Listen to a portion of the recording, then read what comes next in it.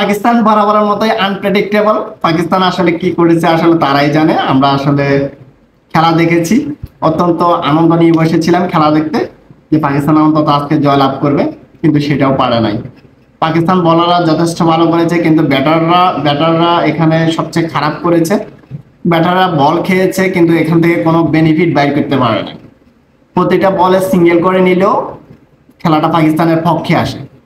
ওসমান খান, ইমাদ ওয়াসিম, সাদাব খান, ইফতেখার, তারা সিঙ্গেল না বাইর করে শুধু বাউন্ডারির জন্য হাঁকিয়ে গেছে। এজন্য প্রত্যেকটা বলে মিস হয়েছে, একটা রানও আসে নাই। প্রত্যেক বলে যদি এক রান করে আসে তাহলে ম্যাচটা পাকিস্তানের পক্ষে থাইকা যায়। আজকে আমাদের সাথে কে কে মিস করেছেন? আসিফ আলীকে, পাকিস্তানের সেই আসিফ আলী। কে কে মিস করেছেন আসিফ আলীকে? আমি মিস করেছি আসিফ আলীকে, অনেক বেশি মিস করেছি সে আসিফ আলীকে, যার ছয় মারার দক্ষতা অনেক বেশি, যাকে প্রয়োজন ছিল আজকে পাকিস্তানের। পাকিস্তান কাদেরকে নিয়ে ব্যাটিং লাইন আপ সাজিয়েছে আসলে বলা বাহুল্য। আমি মিস করেছি হারিস রুফ, ওকে দিয়ে ব্যাট করালো আরো ভালো রান আসতো, আরো ভালো রান পাইতো পাকিস্তান। নাসিম শাহ ওরা আইসা কি মাইটটাই দিল, কিন্তু এই নাসিম শাহ, শাহিন শাহ আফ্রিদি, হারিস রুফ কিংবা মোহাম্মদ আমির, এদেরকে দিয়ে প্রথমে ব্যাট করালে আমার মনে হয় পাকিস্তান জয়ের বন্দরে পৌঁছে যেত অনেক আগে।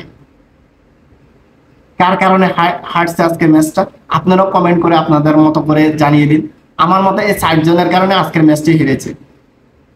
উসমান খান, সাদাব খান,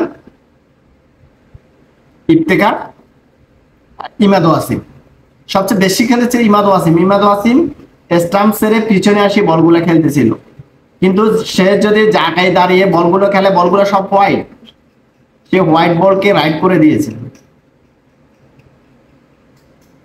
কিভাবে এমন ব্যাটিং লাইন আপ দিয়ে পাকিস্তান খেলতে এসেছে? আজকের ম্যাচের জন্য আসলে খুবই এক্সাইটেড ছিলাম যে আজকের ম্যাচটি অন্তত পাকিস্তান জিতবে। 119 রান মাত্র, এই রান করতে পারলো না পাকিস্তান, দুঃখজনক। আমার মতো কারা কারা হতাশ, আসলে হতাশ, আমরা হতাশ। কারা কারা আমাদের মতো হতাশ এই পাকিস্তানের এই খেলা দেখে? কারা কারা চেয়েছিলেন আজকের ম্যাচটি অন্তত জিতবে?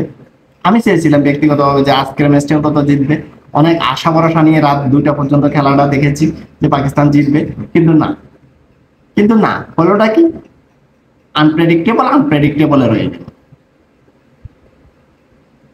যাই হোক, আপনারা যারাই আজকে সেই আসিফ আলীকে মিস করেছেন কমেন্ট করে কমেন্ট বক্সে জানিয়ে দিবেন, আর আপনাদের মতামত জানিয়ে দিবেন কার কারণে আজকের ম্যাচটি পাকিস্তানের হাতছাড়া হলো।